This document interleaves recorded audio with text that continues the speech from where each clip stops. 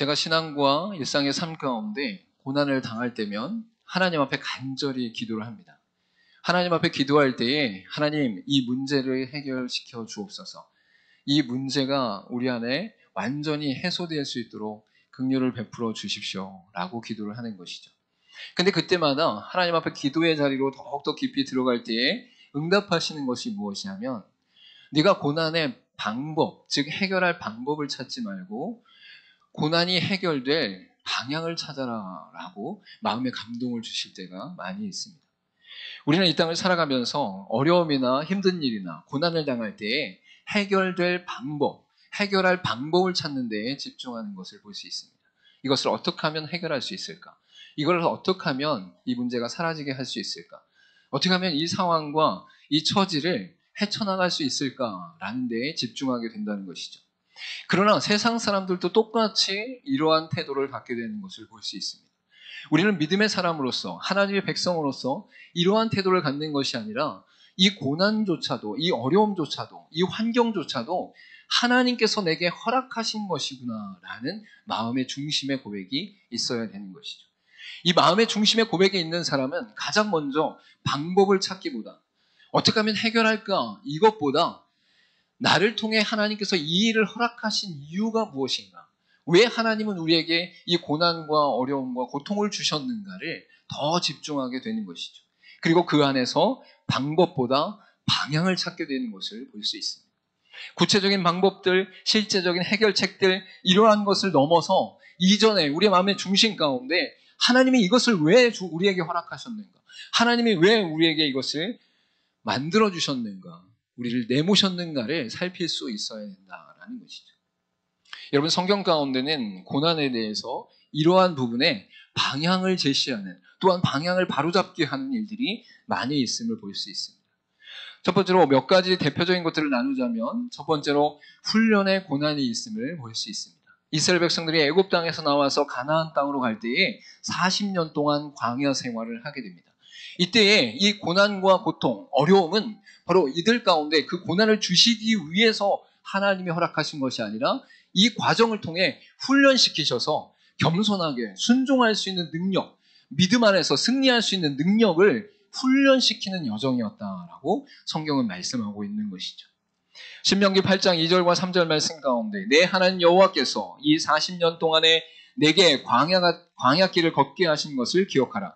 이는 너를 낮추시며 너를 시험하사 내 마음이 어떠한지 그 명령을 지키는지 지키지 않는지 알려 하심이라.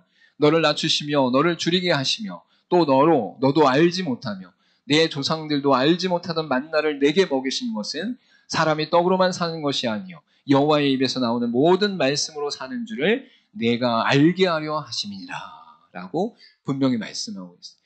애굽 땅에 나와서 광야를 지날 때 이 광야의 훈련과 광야의 어려움과 고통은 의미가 없는 것이 아니라 분명한 의미와 목적이 있는 것이다 라고 말씀하고 있습니다. 그래서 이때의 고난과 고통은 무엇이 의미이고 목적이냐? 훈련이 목적이다 라고 말씀하고 있는 것이죠.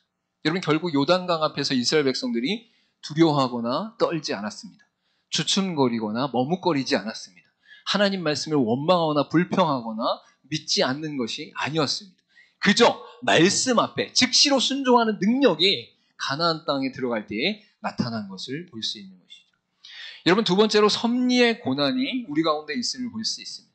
특별히 요셉이라는 인물을 통해서 하나님께서 계획하시고 섭리하시는 일들을 이루실 때에 요셉이 무고하게 고난당하고 있음을 발견할 수 있습니다. 요셉은 아무 문제와 또한 잘못이 없는데 요셉의 인생 가운데 노예로 팔려가는 일이 일어납니다.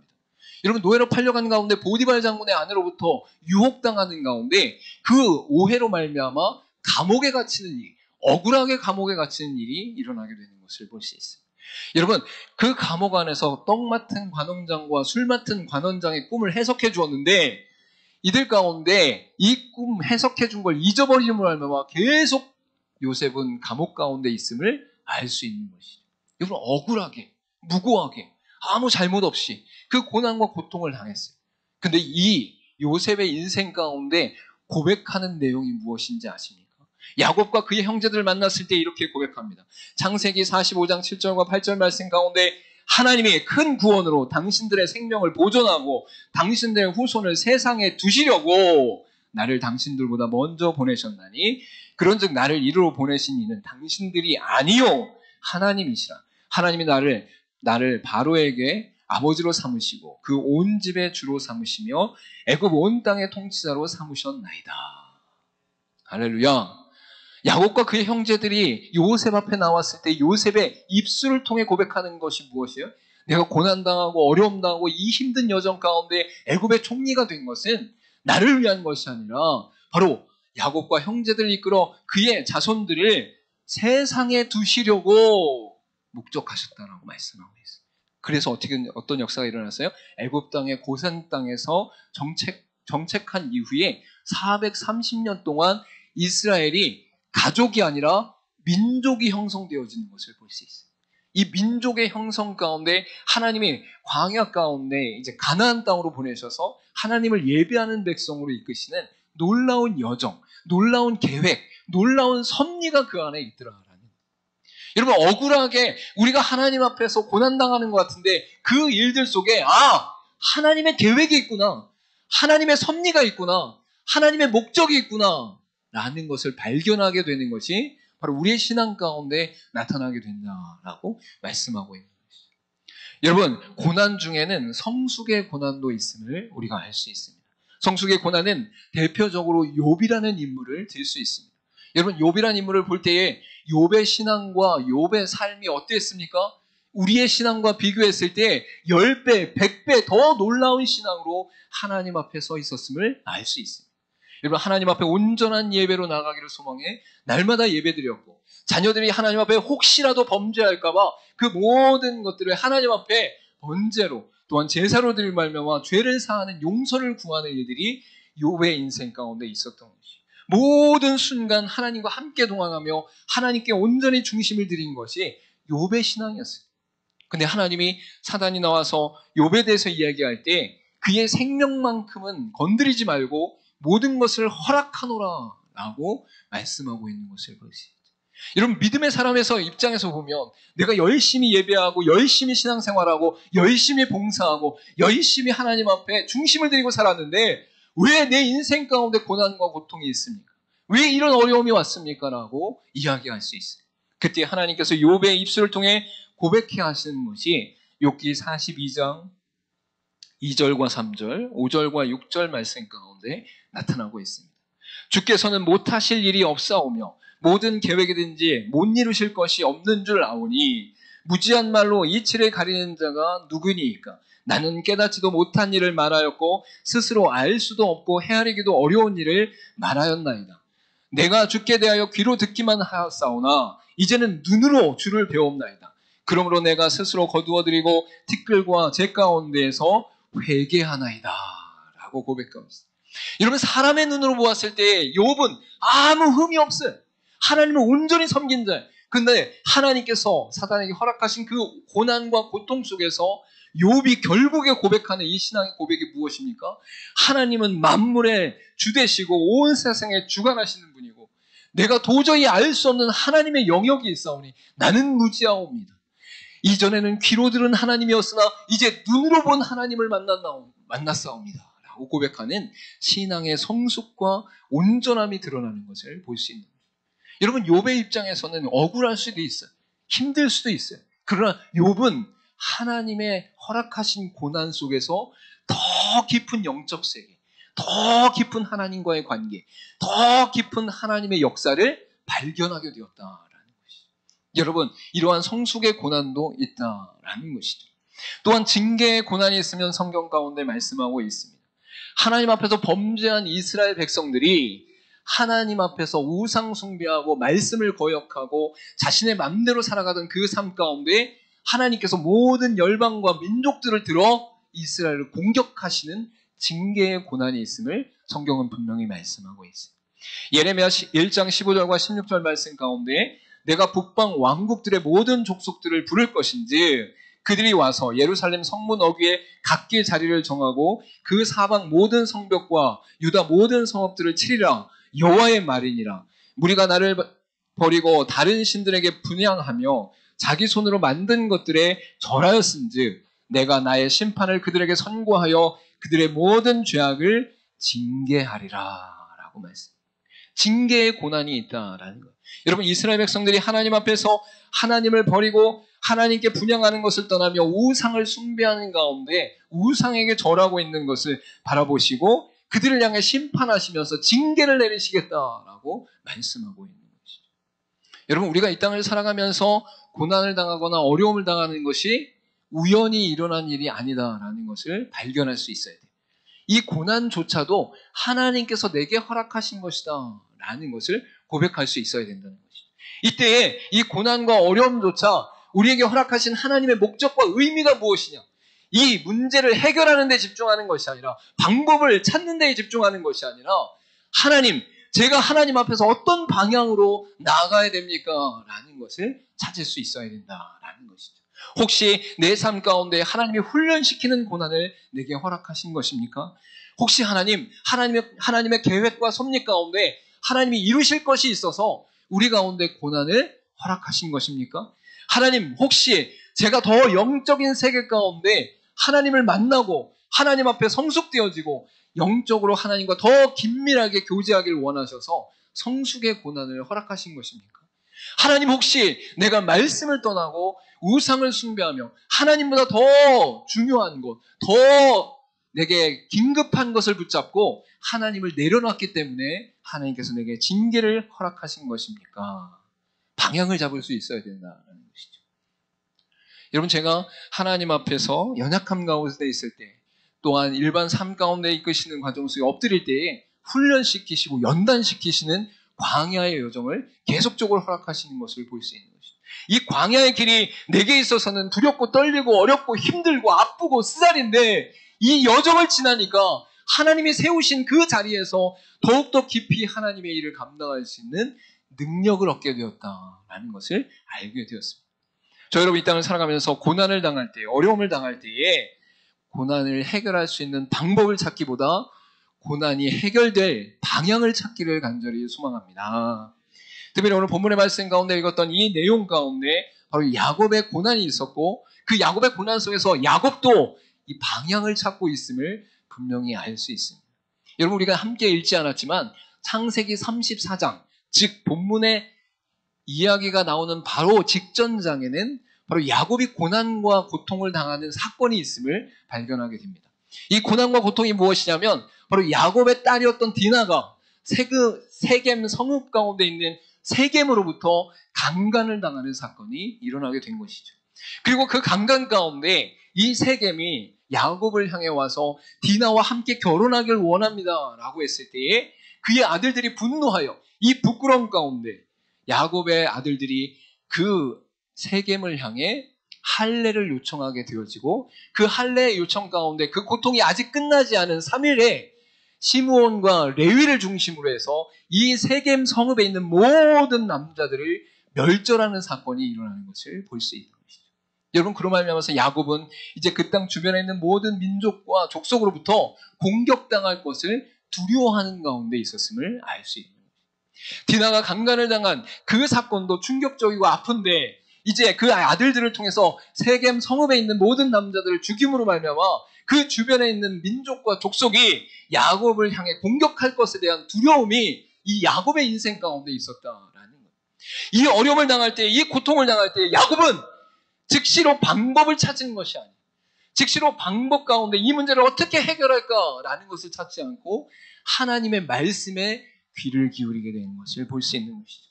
그래서 읽지 않았지만 우리는 35장 1절과 2절 말씀 가운데 하나님의 명령하심을 듣고 이제 그가 세겜을 떠나 베델로 나아가게 되는 것을 볼 수 있어요.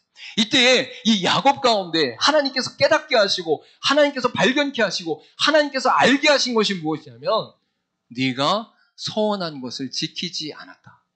네가 베델에서 하나님을 만나고 하나님을 만난 가운데 하나님 앞에 하나님의 집을 짓겠습니다. 이 돌과 기둥 위에 하나님의 집을 짓겠습니다. 내가 만약에 외삼촌 라반 집에서 안전하게 돌아오고 이곳으로 고향으로 돌아오게 되어지면 나의 하나님께 예배하는 제단을 짓겠습니다.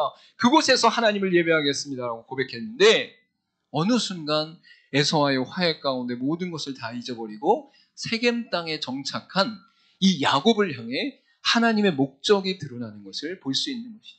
즉 야곱의 인생 가운데 그가 당한 고난은, 그가 당한 어려움은 그냥 무의미하게 주어진 것이 아니라 갑작스럽게 슬픈 상황에 내몰리는 그런 사건으로만 존재하는 것이 아니라 하나님께서 목적하시는 고난이었다라는 것을 분명히 말씀하고 있어요. 여러분, 창세기 28장 20절과 22절에 이렇게 말씀하고 있습니다.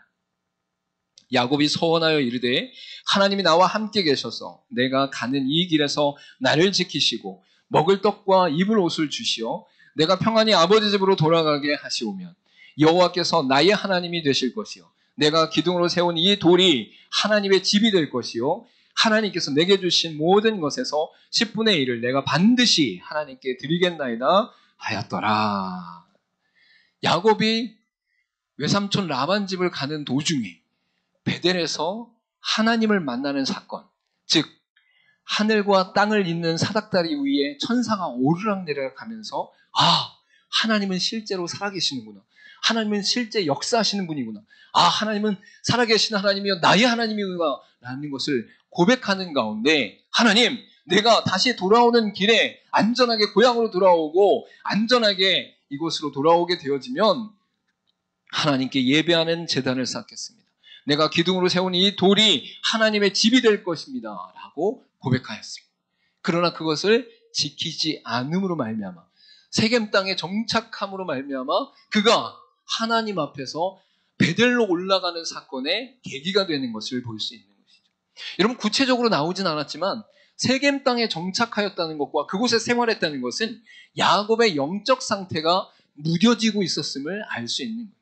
하나님으로부터 점점 멀어지고 하나님보다 더 중요한 것, 자신의 안정과 평안과 편안함을 더 추구하는 가운데 세겜 땅에 있었던 것이죠. 그때 하나님께서 이 야곱을 일깨워 하나님 앞에 예배하며 하나님과 함께하며 하나님 가운데 거하기를 원하시는 가운데 이 사건으로 말미암아 하나님 앞에 베델로 올라가자, 은혜의 자리로 올라가자라는 고백이 나오도록 하시는 것을 볼 수 있는 것이죠. 여러분, 야곱이 방법을 찾기보다 방향을 찾았음을 온전히 발견할 수 있기를 간절히 소망합니다.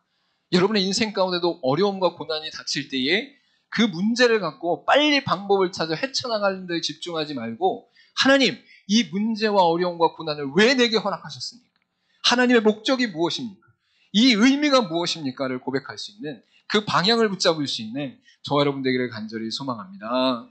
특별히 야곱의 인생 가운데 이 방향에 들어가는 여정이 그의 삶 가운데는 세 가지 의미가 있음을 볼 수 있습니다.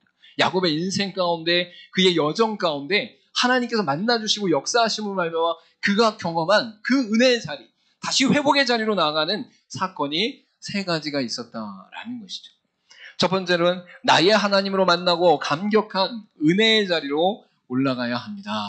우리 같이 한번 고백해 볼까요? 나의 하나님으로 만나고 감격한 은혜의 자리로 올라가야 합니다. 창세기 28장 16절과 17절에 이렇게 말씀하고 있습니다.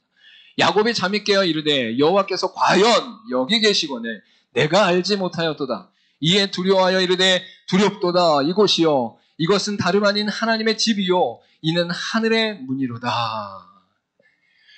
야곱은 그의 아버지와 할아버지로부터 하나님의 살아계심에 대해서 들었습니다. 그리고 야곱이 자라나는 동안 이삭으로부터 하나님의 말씀을 들었습니다. 그러나 이 야곱의 인생에 있어서 하나님이 나의 하나님이 되진 않았어요. 내 하나님, 나의 하나님, 내가 만난 하나님, 실제로 역사하신 하나님이 되지 못했다라는 것이죠. 근데 이 야곱이 라반의 집을 향하는 그 과정 속에서 베델이라는 곳에서 잠이 들었을 때에 하나님께서 나타나심으로 말미암아 환상 가운데 드러내심으로 말미암아 하나님은 살아계시는구나.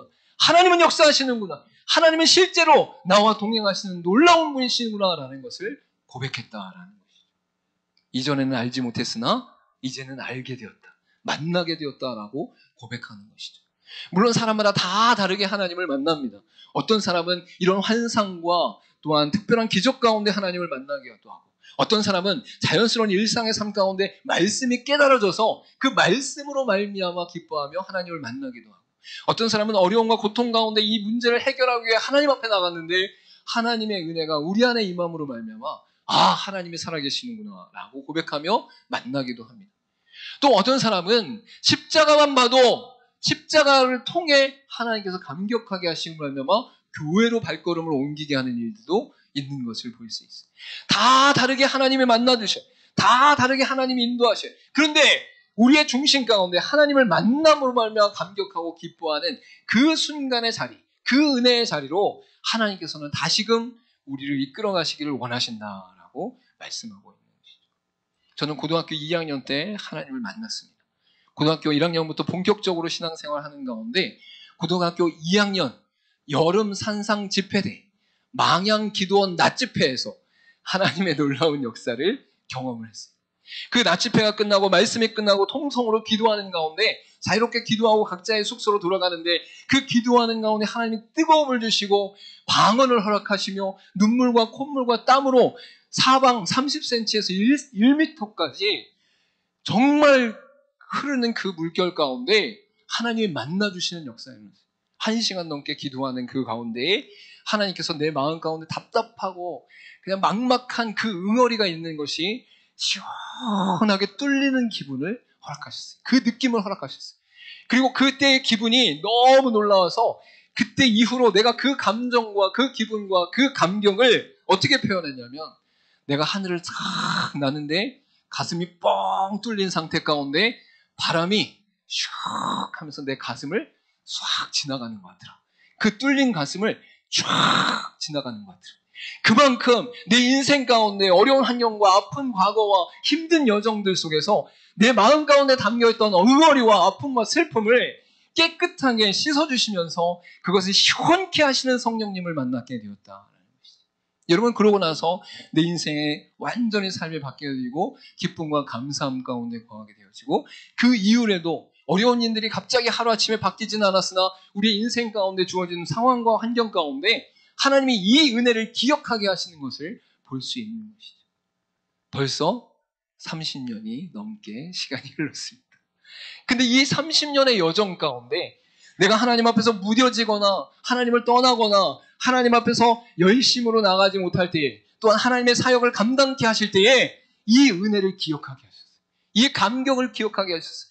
그래서 다시금 하나님 앞에 내게 허락되어진 그 은혜, 하나님 만난 그 첫 경험, 하나님을 만나고 기뻐했던 그 감격을 누리게 하여 주옵소서라고 붙잡고 씨름하는 일들이 제 인생 가운데 일어나는 것을 볼 수 있는 것이죠.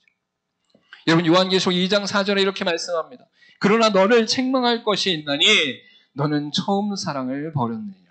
그러므로 어디서 떨어졌는지를 생각하고 회개하여 처음 행위를 가지라. 만일 그리하지 아니하고 회개하지 아니하면 내가 내게 가서 내 촛대를 그 자리에서 옮기리라 라고 말씀하고 이 에베소 교회를 향해 예수 그리스도께서 말씀하시는 내용이 무엇입니까? 처음 사랑을 버렸다. 처음 행위를 잊어버렸다. 여러분, 우리가 하나님을 만나고 그 뜨거움 가운데, 그 열정 가운데, 그 기쁨 가운데 하나님 앞에 예배하며 찬송하며 헌신하며 봉사하는 일이 우리 가운데 있었음을 기억할 수 있기를 간절히 소망합니다. 여러분을 고난과 고통 중에라도 하나님의 첫사랑을 회복하길 원하시는 하나님의 목적과 의미가 있음을 여러분 깨달으시기를 간절히 소망합니다. 여러분, 일어나서 은혜의 자리로 나갈 수 있기를 간절히 소망합니다. 그 자리는 어떤 자리입니까? 첫사랑의 자리입니다. 처음 사랑의 자리이고 처음 행위의 자리입니다. 그 은혜의 자리 가운데 승리하는 저와 여러분 되기를 간절히 소망합니다. 두 번째로 하나님께서 야곱의 인생 가운데 은혜의 자리로 이끄시고 다시금 회복하게 하시는 그 목적이 어떻게 나타나는가? 바로 하나님의 약속을 풍성히 누려본 은혜의 자리로 올라가야 합니다. 라는 것이죠. 우리 같이 한번 고백해 볼까요? 하나님의 약속을 풍성히 누려본 은혜의 자리로 올라가야 합니다. 창세기 30장 42절과 43절에 이렇게 말씀하고 있습니다. 꿈에 하나님의 사자가 내게 말씀하시기를 야곱아 하기로 내가 대답하기를 여기 있나이다 하매 이르시되 내 눈을 들어 보라 양떼를 탄 순양은 다 얼룩무늬 있는 것 점 있는 것과 아룽진 것이니라 라반이 내게 행한 모든 것을 내가 보았노라 라고 말씀하고 있죠. 여러분, 이때의 상황은 어떤 상황이냐면 야곱이 외삼촌 라반 집에 갔습니다. 그리고 이 라반 집에서 총 20년의 시간을 보내게 됩니다. 첫 번째 7년은 레아를 위해서 7년을 보냈고 원치 않았지만 그 다음에 7년은 라헬을 위해서 7년을 보냅니다. 이렇게 14년을 보냈는데 라반이 보니까 야곱의 인생 가운데 하나님의 복 주시고 축복하시며 그에게 많은 것을 부어주시는 것을 발견한 거예요. 그러니까 라반이 야곱에게 나와 함께 더 있기를 내가 원한다라고 이야기를 하게 됩니다. 그러니까 야곱이 라반을 향해서 이전에는 그저 레아와 라헬을 위해서 살아가고 그냥 먹고 사는 것 정도만 자기가 누렸는데 이제는 내게 소유가 있기를 원합니다 라고 라반에게 요청을 하는 것이죠.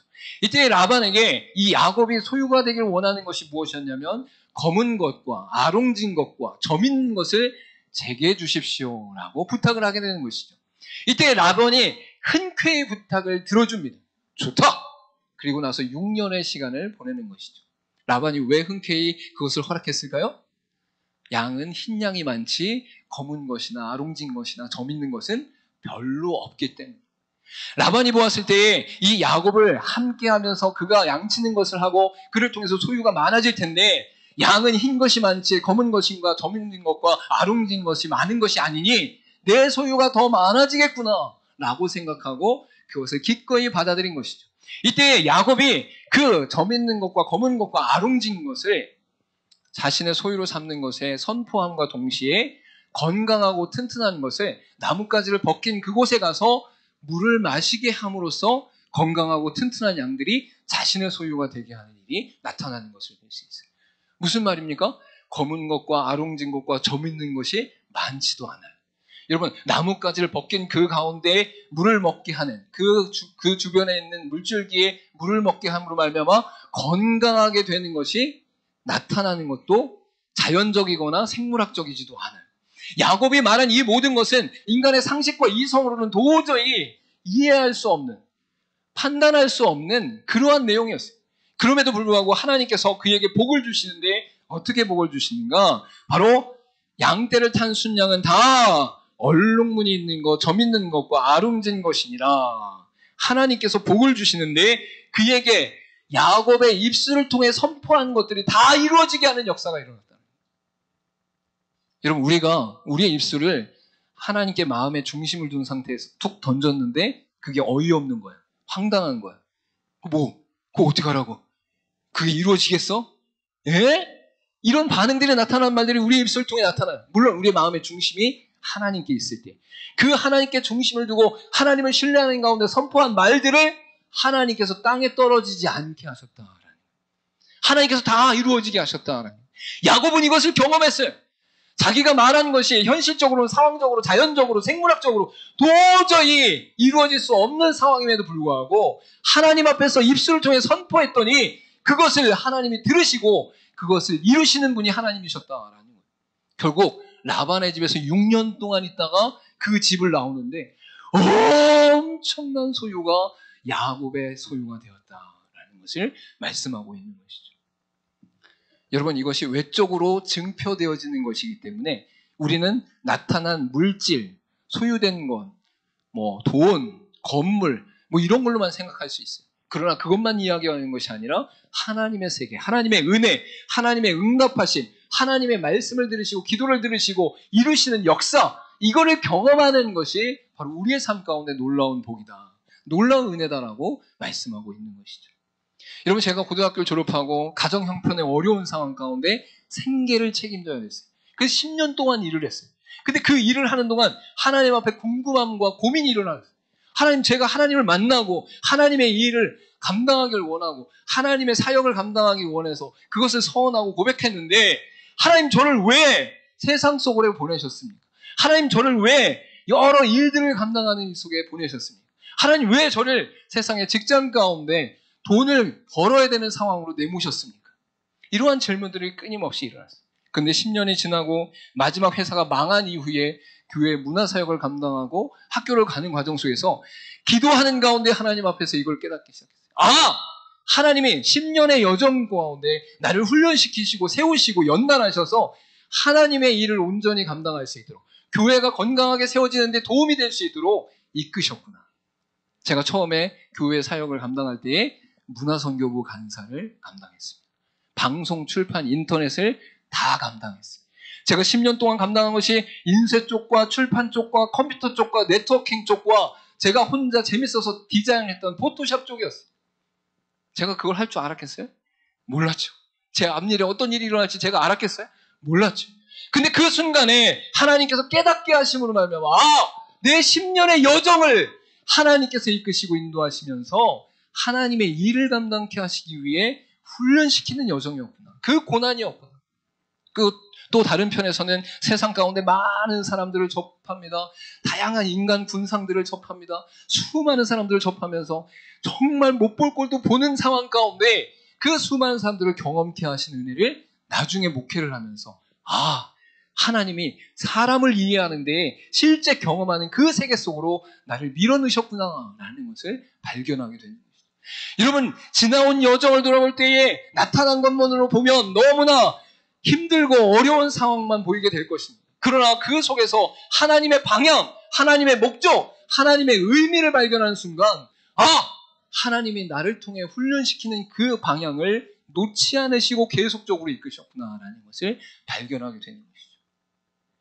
여러분, 여기서 아시는 분은 하나도 없는데 저는 고등학교 때까지 완전 숙맥이었습니다. 이 앞에 서서 이렇게 하던 사람이었어요. 믿든지 말든지. 그리고 여자 같은 동기들, 같은 학년의 사람한테도 앞에 보면 고개를 숙이고 저기 있잖아. 말도 못했어요. 질문하면 대답만 했어요. 그리고 이제 고등학교 때 정말 우리 동기 중에 남자 그 학생이 없어갖고 저를 회장을 시켜놨는데 나와서 사회를 보는데 이거를 순서마다 붙인 순서마다. 우리 묵도 우리 경배와 찬양 우리 헌금 이러고 그런 상태에 있는 가운데 하나님이 그 상태에 있는 사람을 훈련시키고 연단시키고 이끄셔서 이렇게 설교할 수 있는 하나님의 말씀을 전할 수 있는 사람으로 세워주셨다라는 거죠. 여러분, 이 모든 여정 속에 하나님께서 은혜의 자리를 이끄시는 것은 무엇입니까? 이 모든 삶의 여정을 하나님께서 허락하셨구나. 이 고난조차도, 이 풍요함조차도 내 입술의 권세를 통해 말하는 것마다 이루어지게 하시는 이 모든 것들조차도 하나님이 이루셨구나라는 것을 발견하는 자리가 바로 은혜의 자리다라는 거예요. 그래서 야곱을 이끌어 베델로 이끄시는 것은 바로 이 모든 삶의 여정을 붙잡고 이끌어온 것이 나다. 내가 네 삶을 붙잡고 이끌어왔다. 내가 네 삶을 인도하고 너에게 복을 주어 이 자리에 있게 했다. 라고 선포하게 하시는 하나님의 은혜다라고 말씀하고 있는 것이죠. 민수기 23장 19절과 20절에 이렇게 말씀합니다. 하나님은 사람이 아니시니 거짓말을 하지 않으시고 인생이 아니시니 후회가 없으시도다. 어찌 그 말씀하신 바를 행하지 아니하시하며 하신 말씀을 실행하지 아니시랴. 내가 축복할 것을 받았으니 그가 주신 복을 내가 돌이키지 아니하리라. 발람을 통해 발락에게 그 감동 가운데 선포한 내용이 바로 이 말씀입니다. 근데 이 말씀 가운데 무엇이라고 선포하고 있습니까? 바로 하나님께서는 후회가 없으시고 거짓말하지 아니하시고 말씀하신 바를 행하지 않는 것이 없다라고 선포하고 있는 것이죠. 지금도 여러분의 삶을 하나님께서 붙잡아 주시고 이끌어 가시는 줄 믿으시길 바랍니다. 지금 당장이 아니더라도 여러분의 삶의 순간, 이 순간 내게 닥친 고난과 어려움이 또한 내게 주어진 풍요함과 즐거움과 기쁨이 하나님이 목적하신 거였구나. 이 일을 위해서 이러한 일들을 내 삶 가운데 허락하셨구나라는 은혜의 기쁨이 있기를 간절히 소망합니다. 그리고 그 은혜의 기쁨의 자리로 날마다 나아갈 수 있기를 간절히 소망합니다. 마지막 세 번째로 우리에게 나타난 야곱의 인생 가운데 하나님의 방향은 무엇이냐? 기도의 권능과 응답의 징표를 받은 은혜의 자리로 올라가야 합니다. 라는 것이죠. 우리 같이 한번 고백해 보겠습니다. 기도의 권능, 응답의 징표를 받은 은혜의 자리로 올라가야 합니다. 창세기 32장 27절과 28절 말씀 가운데 그 사람이 그에게 이르되 내 이름이 무엇이냐? 그가 이르되 야곱이니이다. 그가 이르되 내 이름을 다시는 야곱이라 부를 것이 아니요 이스라엘이라 부를 것이니 이는 내가 하나님과 및 사람들과 겨루어 이기었음이니라 라고 말씀하고 있어요.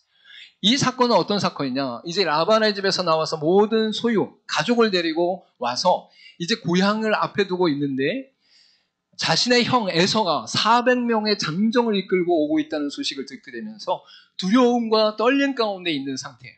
그리고 자신의 모든 소유를 두 쪽으로 나누어서 한쪽을 먼저 보내고 두 번째 소유를 보낸 이후에 야복강 나루에서 하나님과 씨름하며 기도하는 사건이 오늘 함께 읽을 말씀인 것이죠. 이때 이 야곱의 중심 가운데 하나님을 향한 간절한 기대와 기도와 소망이 나타나는 것을 볼 수 있어요. 그래서 새벽까지 절대 놓지 않고 하나님을 붙잡고 하나님을 의지하는 가운데 하나님께서 응답하시는 역사를 경험하는 것을 볼 수 있는 것이죠. 기도의 권능도 얻었습니다. 응답의 징표도 받았습니다. 야곱이 이 고난과 고통 속에서 하나님을 붙잡고 씨름함으로 말미암아 하나님이 허락하시는 기도의 권능과 응답의 징표를 받는 사건이 바로 이 창세기 32장 27절과 28절 말씀 가운데 나타나는 것이죠.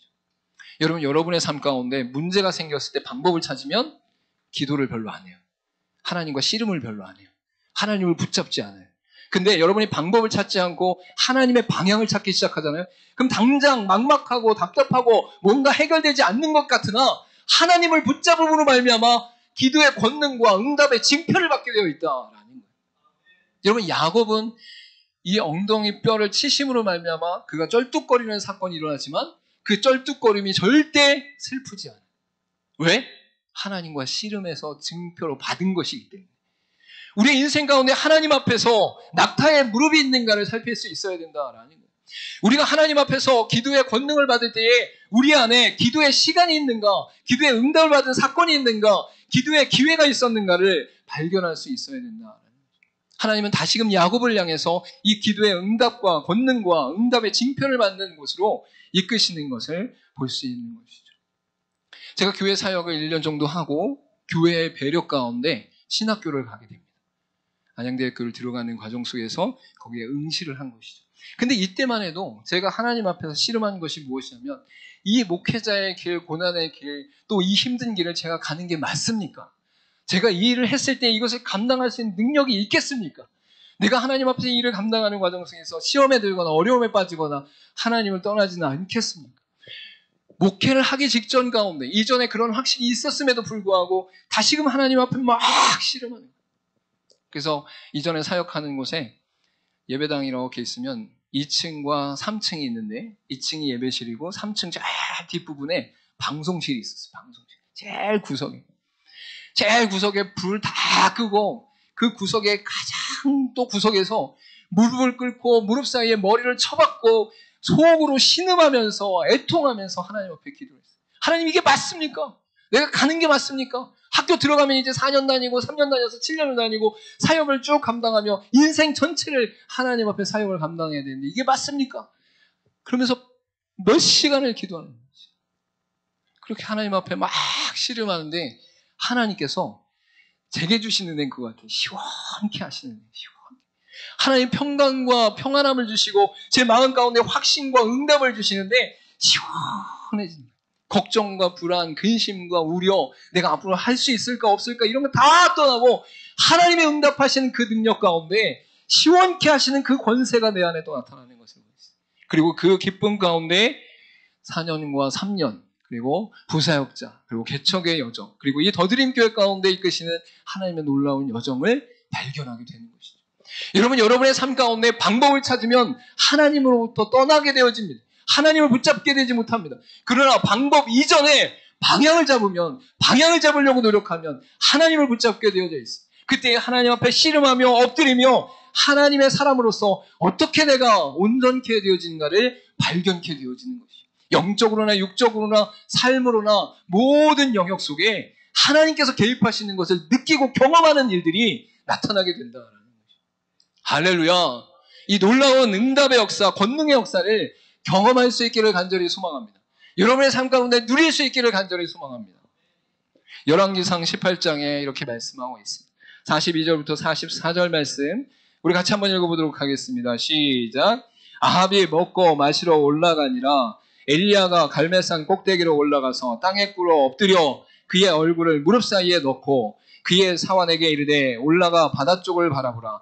그가 올라가 바라보고 말하되 아무것도 없나이다. 이르되 7번까지 다시 가라. 7번째에 이르러서는 그가 말하되 바다에서 사람의 손만한 작은 구름이 일어나나이다. 이르되 올라가 아합에게 말하기를 비에 막히지 아니하도록 마차를 갖고 갖추고 내려가소서 하라 하니라. 바알과 아세라 선지자와 대결하는 상황 가운데 하나님 앞에 이 엘리야가 간절히 기도합니다. 무릎 사이에 머리를 쳐박고 하나님 앞에 간절히 외칠 때에 하나님이 응답하시는 역사가 일어나는데, 놀라운 선포는 무엇이냐? 엘리야의 입술을 통해 선포하는데 구름이 작은 게 보이는 거예요. 멀리 아주 작은, 정말 손바닥만한 작은 게 저 끝에 보여요. 그때 뭐라고 선포하냐? 아하방을 향해서 빨리 가십시오. 이제 비가 쏟아져서 마차가 제대로 굴러가지 않을 것 같으니 먼저 빨리 추스려 가십시오. 저 멀리서 손바닥만한 구름이 지금 오고 있는데 장대 같은 비가 쏟아져서 이제 달릴 수도 없사오니 얼른 먼저 가십시오. 여러분, 기도의 권능이 무엇인지 아십니까? 하나님이 이루실 걸 믿고 선포하는 능력이 나타났다는 거예요. 할렐루야. 여러분의 인생 가운데 될 것 같은 거, 요건 요렇게 하면 되고, 요건 요렇게 말하면 되고, 요건 요 정도에서 될 것 같고, 요 정도에서 내가 해결할 수 있을 것 같고, 그 정도 신앙에서 멈춰 있는 게 아니라 하나님은 살아계시며 역사하시니 그분 앞에 기도하고 씨름했을 때 그가 응답하시는 역사를 내가 믿습니다. 그로 말미암아 내 입술의 권세를 통해 선포합니다 라고 할 때에 그 입술의 선포가 아직 일어나지 않았고, 아직 보이지도 않고, 아직 이루어질 것 같지도 않고, 아직 황당한 상태 가운데 있다 할지라도 결국 이루어지는 기도의 권능과 응답의 징표가 나타나는 것이 믿음의 사람들에게 나타난다라고 말씀하고 있는 것이죠. 여러분, 야곱에게는 어려움이 있었어요. 그 어려움 속에서 방법을 찾기보다 하나님의 은혜 가운데 방향을 잡게 되었어요. 그 방향은 베델로 올라가는 거예요. 소원한 것을 이루고 회복의 자리로 올라가는 거예요. 그리고 그 회복의 자리로 올라갈 때에 내가 처음 만난 하나님 그 첫사랑을 회복하는 것과 내게 복을 부어주시며 하나님의 약속을 이루시는 것을 누린 자리와 또한 우리의 삶 가운데 하나님께서 인도하시며 결국 기도의 권능과 응답의 징표를 받게 되는 그 자리로, 그 은혜의 자리로 하나님께서 다시금 세우시는 역사가 나타나는 것을 볼 수 있는 것이죠. 할렐루야. 저 여러분이 이 땅 가운데 살아가면서 하나님의 은혜의 자리로 올라갈 수 있기를 간절히 소망합니다. 고난과 고통 당할 때 방법만 찾는 데 집중하지 말고 하나님을 향해 방향을 잡고 하나님의 목적과 의미를 찾고 하나님 안에서 하나님이 이루시는 일들을 발견할 수 있기를, 또 하나님께서 내게 허락하신 모든 은혜의 자리로 나아갈 수 있기를 간절히 소망합니다.